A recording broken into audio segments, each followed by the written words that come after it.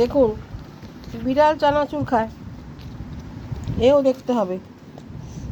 বিকালবেলা মুড়ি চানাচুর মেখে দেবো তোকে। মুড়ি চানাচুর খায় তো মুড়ি চানাচুর খায়, কিন্তু চানাচুর ছাড়া মুড়ি খাবে না। চানাচুর দিয়ে বিড়াল চানাচুর খায়, আমি প্রথম দেখলাম। চানাচুর না দিলে মুড়ি খাবে না। ওরে বাবা, ভালোবাসি চানাচুর। চিড়াও খায় চানাচুর দিয়ে। ও মনে হয় মানুষ ছিল।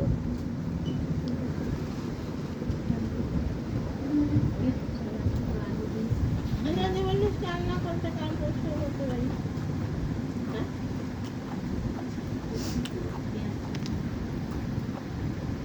তুই তো আমার আগে দিয়ে চানাচুর খাচ্ছিস। দিয়ে শেষ করতে পারবে না, সঙ্গে সঙ্গে শেষ করে দেবে। আবার শুধু মুড়ি দিলে খাবে না, তার সঙ্গে চানাচুর চাই। ওরে বাবারে, খায় না, দুধও খায় না।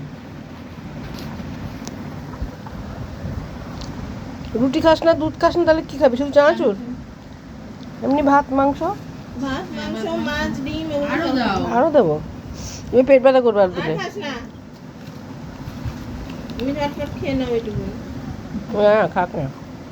আরে খাক না, না তারপরে তো ছেড়াবে।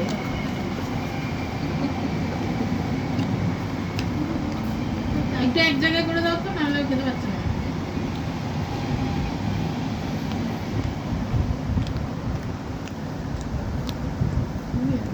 চানাচুরের গন্ধে বিছানায় উঠে এলো।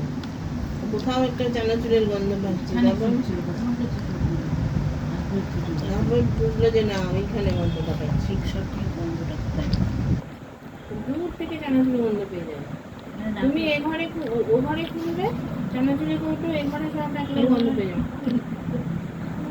শেষ। আর নেই। ওই ওখানে কটা, ওই দেখো ওখানে কতগুলো পড়ে আছে।